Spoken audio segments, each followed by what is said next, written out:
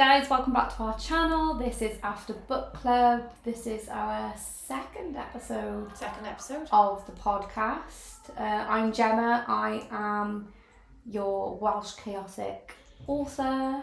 And I'm Kate, and I am a local book club host and owner of the Enchanted Shelf, which you can find here in the Craft Emporium. It's lush. Go visit because this is our lovely filming location. Yeah, so this is the bookshop above the Craft Emporium, independent bookshop. You can find us in Newport Arcade. So, we are talking drama today. Yes. So I am, as some of you might know, very visible on TikTok and Instagram. It is unfortunately the deal with the devil. You have to do social media if you are a writer. I hate social media. It's exhausting. I think that's just part of it. It is exhausting. I need a PA. Yeah. Anyone out there? I need a PA. So I am very aware of like drama that pops up because it pops up on the For You page. Kate isn't very visible on TikTok. You just go on there for it. You're still one of those browsers that just nicely gets to relax. I mean I will do things on social media for the bookshop and for my business, for the Enchanted Shelf and the book club, but I don't tend to spend any more time than I have to on social media. I understand it's the way to reach readers and reach people who may want to come to the book club or may come to the shop, but I don't tend to sit on there for ages. I think it's because I'm a millennial, so I grew up without it. I'm a millennial. Yeah, but I'm older than you. I grew up without it, and now I just wish it didn't exist. Yeah. Type thing. But I know it has a place, and it does have a place. It helps you connect with people, helps me connect with my family in Australia, things like that. We connected on social media. We did connect. We connected on TikTok actually. I shoot my shot and I sent her a message, and here we are. So it has a place, but I am so out of the loop. Like I don't know what's going on. So whereas I'm like a quiet lurker in the background, looking at what's going on. Yeah. And we thought, why not capitalise on that and talk about it on the podcast? So you're going to tell me what's going on in the world. Yeah. So this is the drama which has been happening over the last month or so. Okay. So firstly, there is a Vinted scam situation going on. So there is this account, and she had quite a few followers on TikTok. I will name and shame. Her account is Callie Mia. It's gone now. The account is gone. Right. She was buying special editions on Vinted from creators from Bookish, the Bookish space, and then she was telling these sellers that the books were damaged. Could she return them? They graciously said yes, and she was sending back completely different books. But then she was filming videos of herself for TikTok, and the books were on her shelves in the background. So what was happening when she was sending these false books back? Well, there's an absolutely amazing creator called Tammy, and she did a video about it. So she'd been selling her special editions.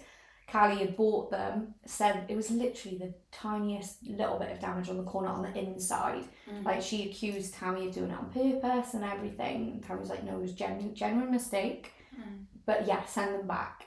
And then when she opened the box, it was completely different books in the box. But Tammy's got a lot of followers on TikTok, so called it out, of course. Yeah. And I think that must have been what led to Callie deleting her account. But she was sending like vicious messages on Vinted. Like she was proper going in on these sellers, even though she was... Were they like independent authors and their special deals? Were they selling? No, these were like Fairy Loot editions and everything. And then she was putting them on her shelf in the background of her videos. And I'm just thinking... That's sensible. With the brain cells. Clearly not very many.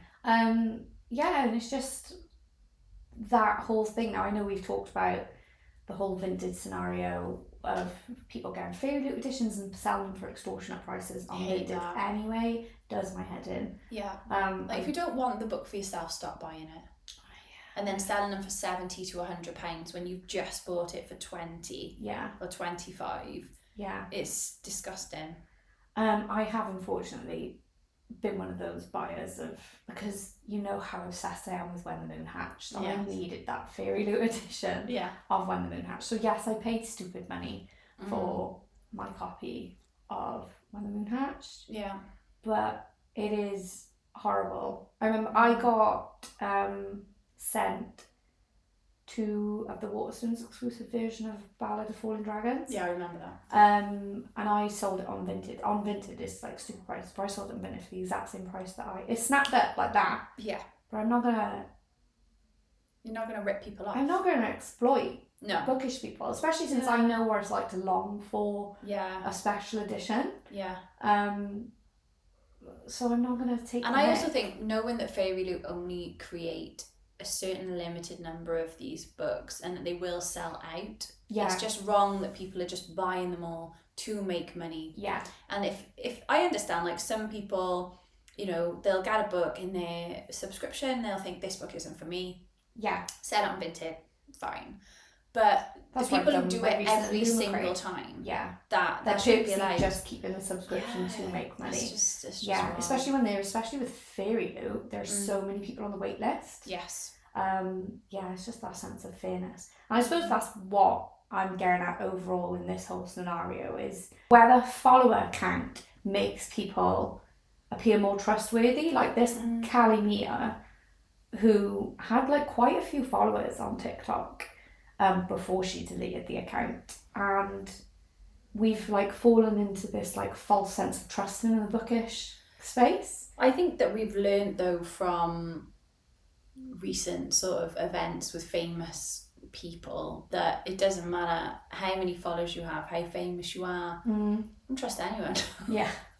I think I do fall into that trap though, that if I meet someone and learn they're a reader, I'm kind of like more likely to trust them, which is weird. It's weird. Maybe it's just you feel you've got something in common though. Yeah, I think that's it. Yeah. That must be it. You feel like you're a similar sort of person, you've got something in common. Yeah. And I think this sort of scenario with like Tammy and Callie is just, that thing again, like you can't trust everyone, especially when it comes to money. I think, especially since COVID, I would say, everyone's a lot more selfish. Yeah, I think so. And so unfortunately it's seeped into the bookish space. Luckily your account's been deleted. I'm glad she was called out and I'm glad somebody noticed. Yeah, I'm so glad Tammy called her out before she did it to so many other people, but I dread to think like how many people has she done that to. It's just scabby. Yeah. So I think that's it. Do you think people trust creators too easily just because they're well known in the bookish space? I feel like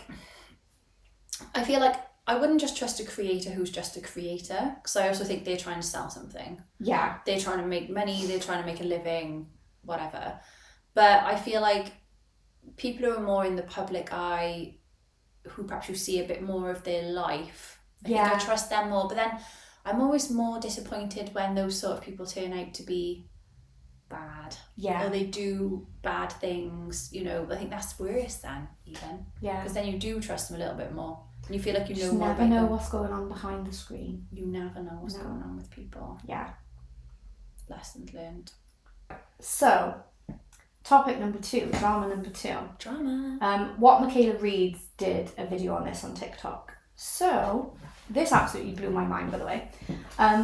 Book awards. Book awards. Yes. Yes.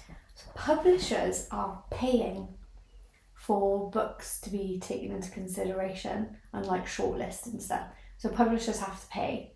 Right. And then also the winners have to pay. Pay what? Like thousands. What for? For winning. What?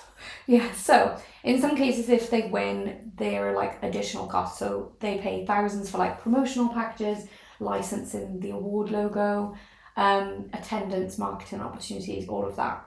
Which blew my mind because you see all of these authors like award-winning author. It sounds really like prestigious. Wait, so and merit-based. So the people who win, do they know they're going to win? And I don't know. And then they have to pay the money, or are they just like, oh, surprise, you've won. Yeah, here's a bill. What? Yeah. And then if you say no, I don't want to pay that, then you're no longer the winner. Yeah, well, I'll have to dive deeper into it because I'm not sure then if the publisher pays. But essentially, publishers are, I'm assuming when they pay to be shortlisted, it boosts the visibility of these books. But that's not genuine though. That's what bothers me.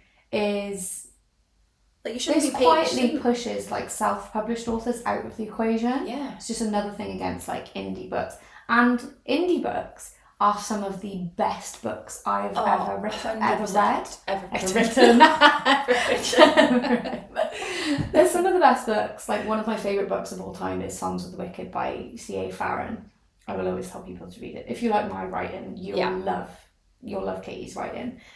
And I genuinely want her to be traditionally published just to get more eyes on the book. Yeah. But yeah, it's just another thing which seems to be pushing indie authors out of that space. It just seems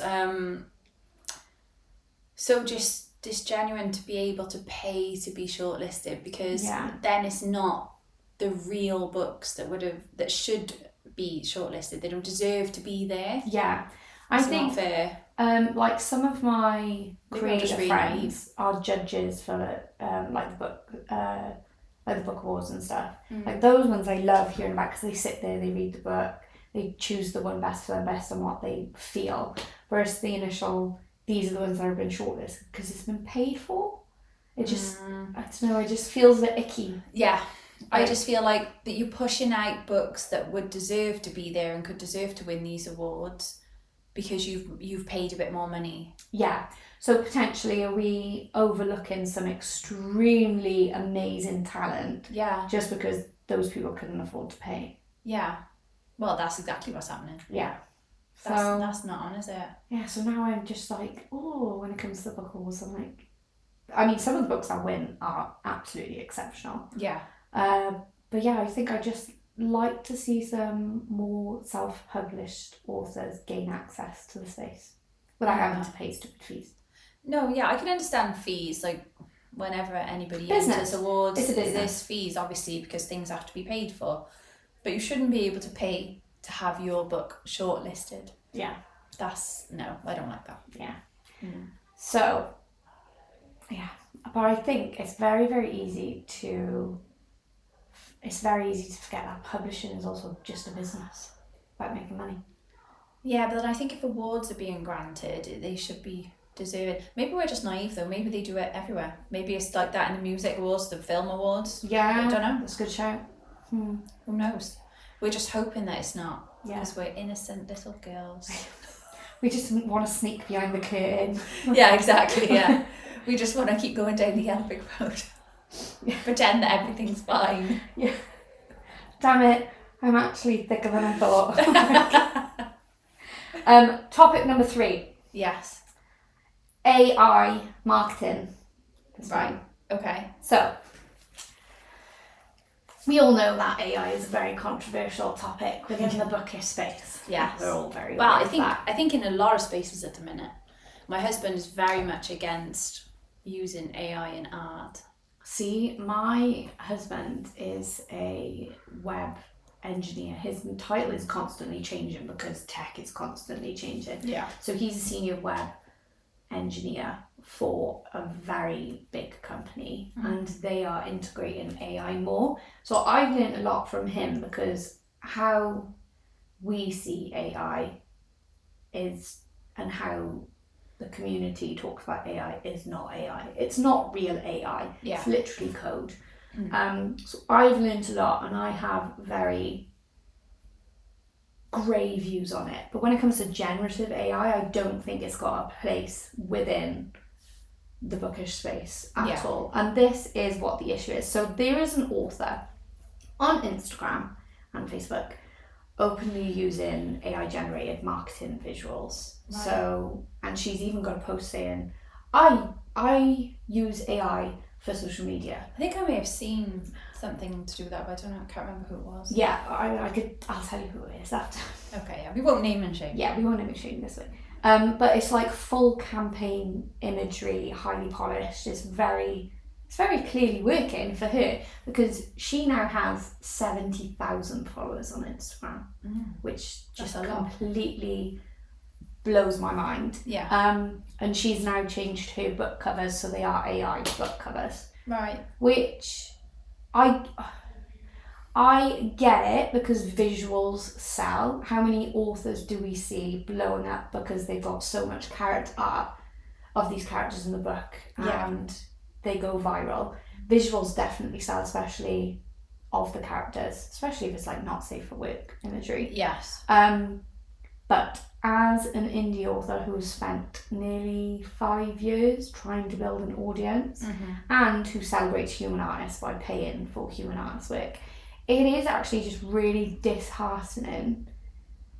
And follower count isn't everything. No. But to see... Follower count doesn't translate into buying your book. Yeah. No, absolutely not. But it is like that almost disheartening, like imposter syndrome feeling of, well, what's the point? Yeah. To see someone, because it just feels lazy to me. Well, it is.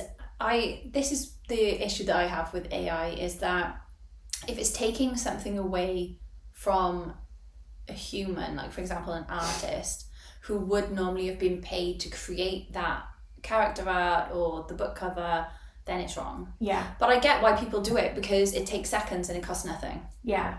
So that's why people do it. Well, it costs something to the environment. Yeah, but I mean, financially, it doesn't cost. Yeah. It doesn't cost that author anything. But that's what I mean by, I think it just feels really lazy, because I could easily jump on, I'm assuming it's like ChatGPT and stuff. Yeah. And say, make this image of my vampire king and his missus. Yeah. Like, and then it's there. But I am always going to assume that if you are lazy in your marketing, you're lazy in your writing. So how do I know you haven't used written AI in your book. whole book using AI? Maybe they have. I don't think authors should do that. I don't think you should use AI to write a book and then sell it. I don't even think you should use AI in your books at all. Like, I know some of my, we haven't really delved into it because they are author friends.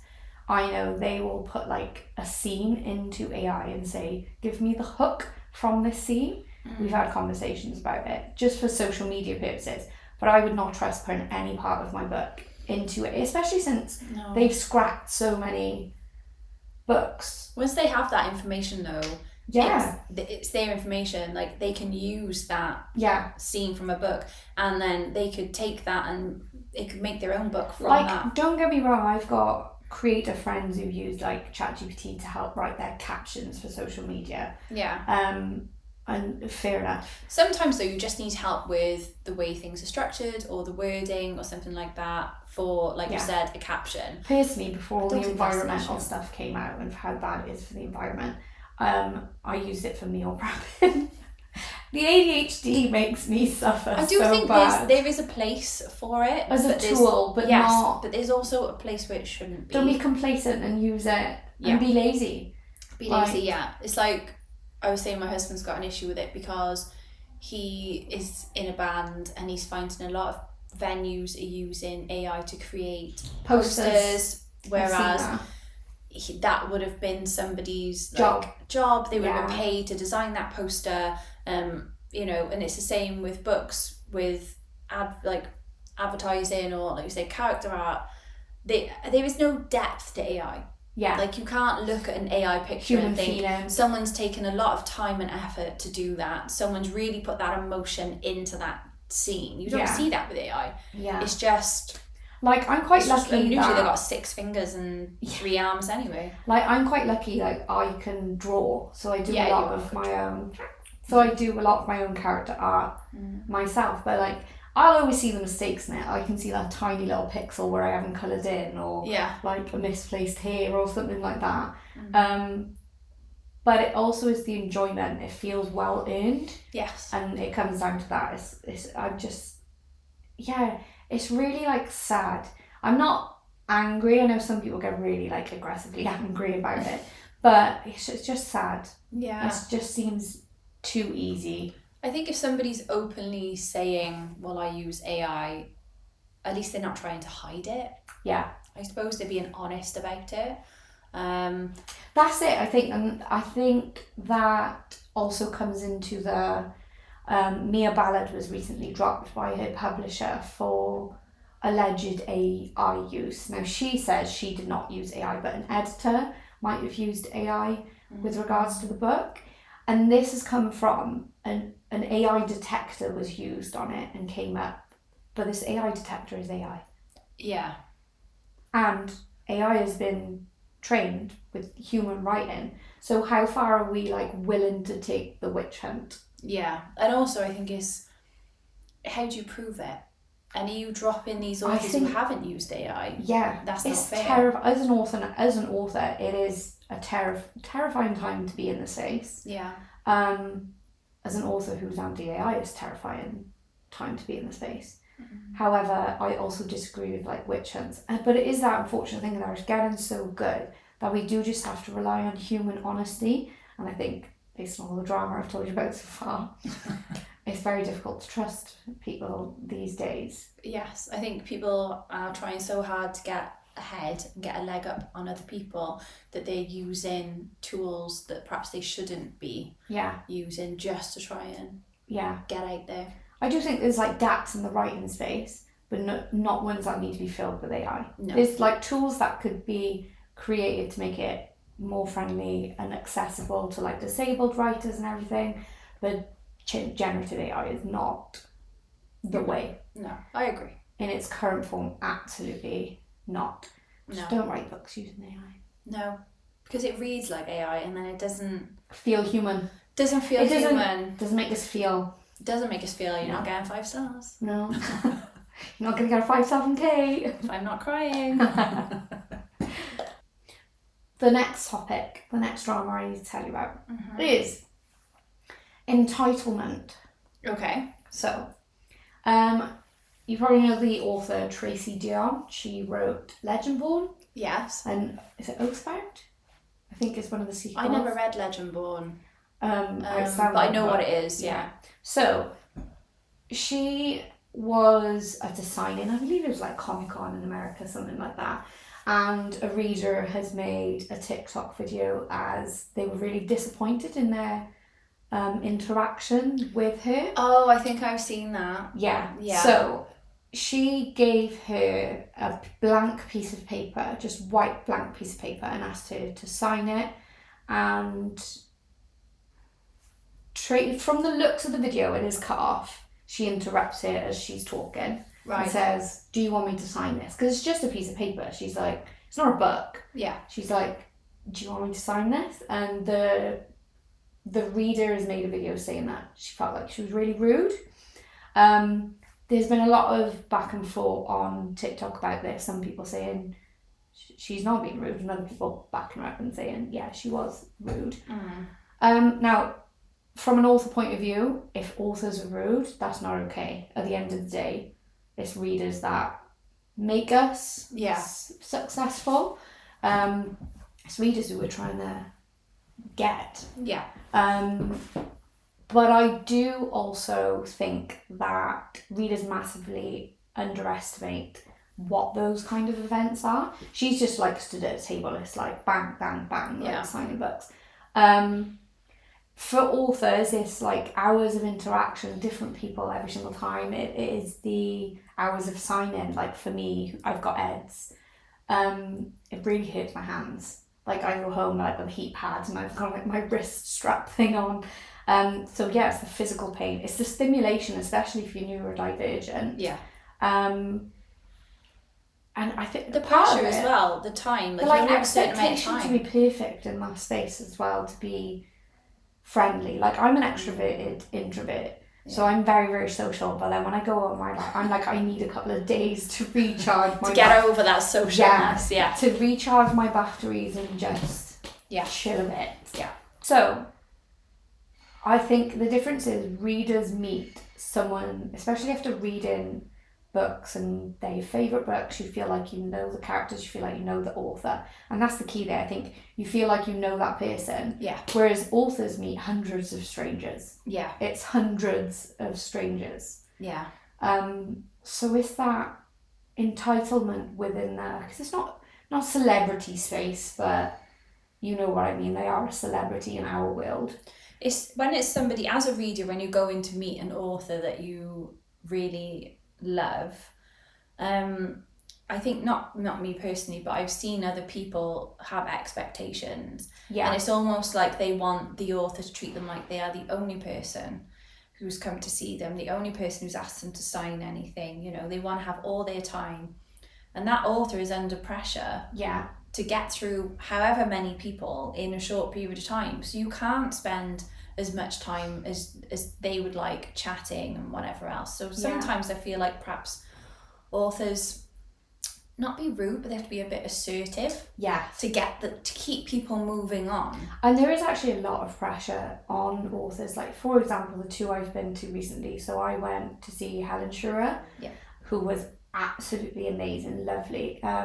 She was signing like 3 books, and she was whizzing through them. She was amazing. But yeah, she stood up at a table at the back for that long period of time after doing a talk as well. And then we're going to see Sarah Ray Parker on Saturday, and she's not allowed to sign any of the books other than Ballad of Fallen Dragons, and that's 1 copy each, and it is going to be a humongous event. Yeah. But that sort of pressure on them is put on by the publishers as well. Yeah. Especially if like Sarah's just done an American and Canadian tour, and now she's coming back through Europe. Yeah. So it's like, as an author, I would love to sit there all day and sign as many books as possible. Yeah. But physically I couldn't. But yeah, it's that there is almost that sense of entitlement in the reader space sometimes. I think so, yeah. Of an author's but I think time. that just goes to say that is just about that type of person that reader is. Yeah. If they're entitled in that scenario, they're probably entitled in life. Yeah, good. That's a good shout. So normal people who are not that way inclined, who are not entitled, wouldn't go up to somebody and just expect. Yeah. You know, if I handed a piece of paper to an author that was blank, I would say to them, would you please sign this? I wouldn't just hand them a piece of paper for a start and expect them to know what to do with it. Yeah. And then if they asked me a question, I would be quite happy to answer it, especially if they're asking what I would like them to do with said piece of paper. Yeah. So I don't think she was rude in any. I think she just needed to know what she was doing. No, I'm not signing that. Yeah. Then you could take it as rude. But she's like, what are you wanting from this interaction? Yes, exactly. Yeah. I don't think she was being rude. I think she was probably just trying to figure out what the reader wanted from her so that she could do it. And there was probably a line of people behind her. The stress and anxiety. Exactly, like, you know what it's sweating. Like. Yeah, I mean, when you stood there and you've got a line of people, the pressure to get to these people who and waited. honestly, actually, speaking from personal experience, my first ever book signing, I did British Book Bash, and I thought I was this little nobody author. I still think that. And it was Fairy Guild Trials was a week from being released, and I had 15 copies to sell at my table at British Book Bash. I didn't take that many books because it was my first sign-in. I didn't think people would care. I had a queue. Like, through the door, I had a queue which formed out of nowhere. And one of the stewards was like, I think we're going to have to ticket you. And I was just like, oh my God. Like, to the point I sold out. Completely sold out. But I did feel that pressure. Yeah. It was just that, like... making people wait. Yeah. Make you feel I felt stressed. like I was wasting their time. Yeah. Even it's that like awkwardness, like they're there to see me. Yeah. But I feel like I'm wasting their time if I don't do it quick enough. Yeah. And I love hearing people's stories. Yeah. And some of the people had already read like Prince of the Ancients and Queen of the Exiled. So they wanted to talk to me. So it is that like, from an author point of view, I owe that to you because I'm successful because of you. Yes. But yeah, if anyone ever come up to me and they were a bit entitled about it all, I'd be like, oh. Yeah, because it's still a human interaction at the end of the day. Yeah. You're still like, I owe you. talking to a person. But yeah. Like, I owe you my success. Wow. I owe you a minuscule part. Part of it. Yeah. Yeah, percentage. I owe you a percentage of it, and I'm grateful for you reading my books. I'm grateful for you enjoying my books. However, you still need to be polite. You're still a person talking to a person. Yeah. And you still have to expect that nice interaction. You don't have to sit there and have someone be rude to you. Yeah. Just because they're a reader. Yeah, very good point. So back yourselves, authors. 100%. Back yourself. Not too much. In a nice way. So I think the note I made was support is not ownership. That's right. I love that one. Support is not ownership. Yes. Mm. So that is all of the drama I've got for now. It's a lot of drama in a week. No, it's like a month. Oh, it's like a good it's a lot of drama Not in a week, a month. although that amount of drama probably does happen in a week in the bookish space. There's probably more drama going on, but There's probably something going on right now. I think we probably. But I think for me, my age, my stage of life, I am very much about protecting my peace. Yeah. And I'm like, if it's not to do with me, I don't want to get involved. You're not that much older than me. But yeah, I am that person in the background. I'm that meme with the popcorn or the drink, like... I like to listen to the drama. I don't want to be involved in the drama. Same, yeah. Like, my hair is full of secrets. I want to know it all. But I don't But don't talk to me. Yeah. Don't get me involved. Don't get me involved. No. But yeah. Especially since I'm a bit of a nutter, I'll be like, hold my earrings. But yeah, I'm happy to just eat popcorn. Yeah, it's like, when you sat at home with your husband, you hear the neighbours arguing. Yeah, you mute the TV. I want to listen to the neighbours arguing, but I don't want to be arguing myself. Well, that happened to us the other day, actually, is we saw the neighbours either side of us outside our front garden. Yeah. Opened it, we were like, what's going on? They were like, there's a lovebird flying around. And I was like, oh. Is that it? Nobody's trying to shoot the lovebird. No, what's going on? Like, do the blinds. Yeah. Don't look in my window. Yeah. Like, yeah. Oh, no, I get. Yeah, that's a lot of drama. I think some people just thrive off drama, though. Absolutely. However, if I read a book with no drama, boring. Good point. I need all the drama in the we book. all just love a little bit of drama. I need all the drama in the book, but again, I can close that, put that down. It's nothing to do with me. Yeah, I get enough drama from my kids. Oh yeah. Yes. So if you've enjoyed us discussing this drama, or if you've heard any that we haven't discussed, please let us know in the comments. Let us know in the comments, and we'll see you next time. But don't forget to like and subscribe. Thank you for listening to episode 2. Yeah. And hopefully we'll see you for episode 3. Bye.